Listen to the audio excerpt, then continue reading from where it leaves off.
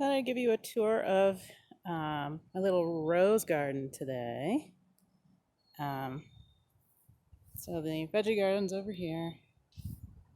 Rose garden. My husband just mowed here, so the dandelion patch is a little tamer, but still plenty for the bees. So, yay. Um, so this circular garden was here when we moved in, and all the roses that are planted here were planted when we moved in. So there are, I think, 7 rose plants. 1, 2, 3, 4, 5, 6, this huge thing. And the 7th one is down here. Um, this one's kind of cool because it makes yellow roses and a ton of them. But I found out, like the first year I lived here, that if you prune it wrong, it will not bloom. So I kind of don't prune it anymore because I'm afraid of ruining it. And my favorite one is this one because it makes these amazing coral colored flowers that smell incredible.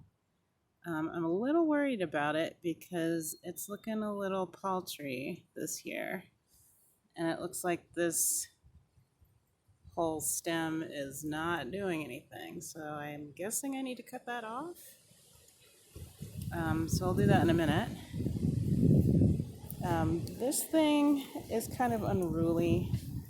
It's got stems going every which way, and I even cut some off a few days ago.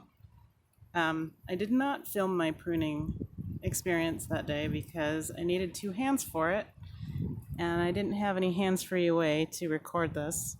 I do now. I actually ordered this little chest harness thingy, but I haven't tried it out yet.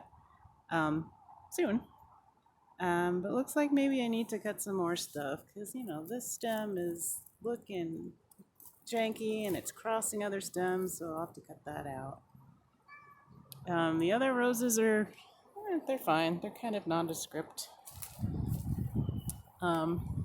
So all the other junk in here, there's violets. These are all wild violets, which kind of mess with the appearance of the rose garden, but I love the violets, and so I can't bring myself to pull them out. But I will pull out these weeds eventually. Speaking of violets, one year I actually picked a whole bunch of violets and made violet syrup out of it, and it was amazing. The next 2 times I tried it, it was terrible, so I'm not sure what I did wrong, but I do know that it is possible to make good violet syrup, so I'll keep trying. We have a bird bath here, which I bought at the grocery store a couple years ago. It needs cleaning. I kind of halfway cleaned it out just with the jet function on the hose, but I saw some birds using it yesterday, which now makes me feel like I need to clean this for real so that the birds don't get gross.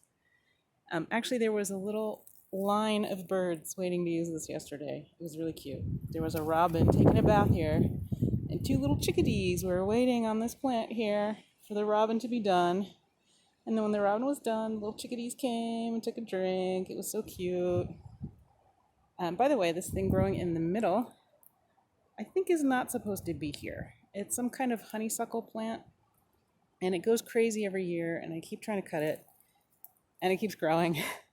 The entire back fence is also lined with those, so I wonder if that's where this came from. This piece of string is kind of a half-hearted attempt to try and make this honeysuckle make an arch over the bird bath. There were 2 honeysuckle clumps here. One of them's doing fine, the other one not so fine, so the arch thing's not really working out. So I might have to make a different plan. And I kind of don't want to cut it down entirely because the birds seem to like this, and the bees also, because it makes a bunch of flowers and then it makes little berries. If we turn around here, there are 2 more rose plants back here. This one which is, I think it might be the same kind of rose as my favorite one in the little circular garden. This one seems to be doing a little better, but definitely needs some pruning. And we've got this like jerk over here. It's like a tree that keeps trying to grow, and I keep cutting it, and then every time I cut it, it just branches off and grows some more and makes even more of a mess. And it's really hard to even think about digging it out because of all this infrastructure. So I'm just going to keep hacking at it. And then there's another rose here. This one makes white roses. It's looking really bad right now.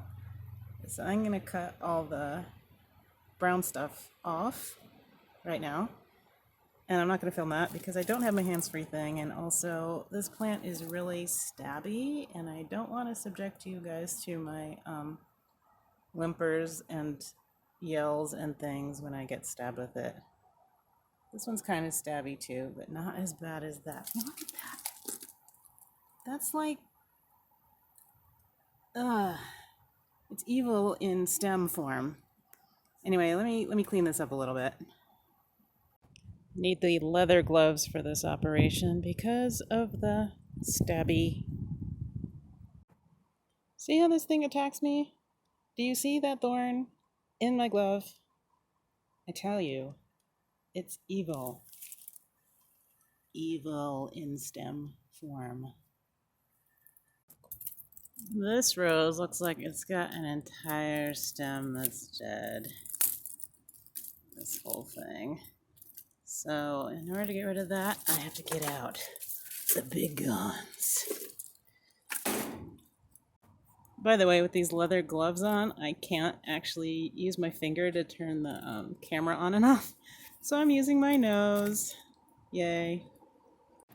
So here are those two roses against the house after some cleanup. Better.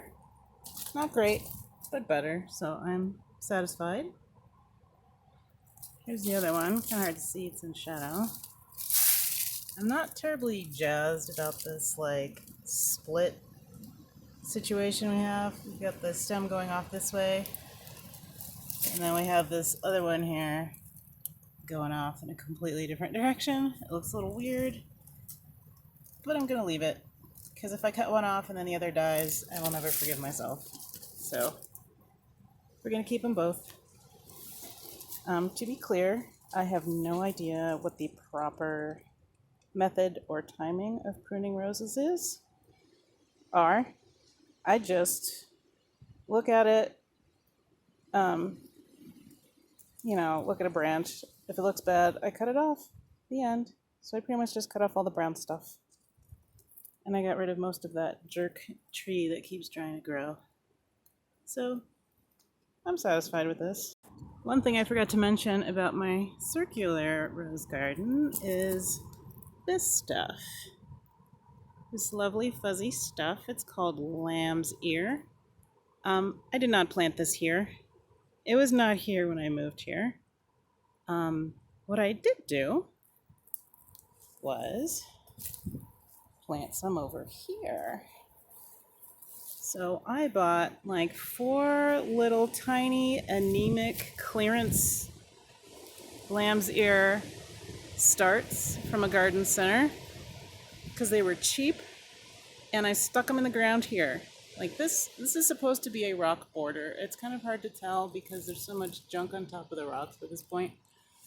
But there's rocks and landscape fabric underneath. So I just ripped some holes in the landscape fabric and stuck those 4 little guys in here. It was maybe, I don't know, 7 years ago. And then totally ignored and neglected them. And here's what I got now. And it's kind of jumped over the little metal edge here and onto the lawn. And then made like a little path of itself over to the rose garden, and then just started growing there. And it's kind of crowding this one rose, and I'm not sure if it's negatively affecting it or not. But I kind of like it there, so I'm just gonna let it ride. See what happens. And by the way, this puts up these tall flower stems every year. And when those dry out, they're these nice little straight sticks. And I use those to line the paths in my garden. See? There they are.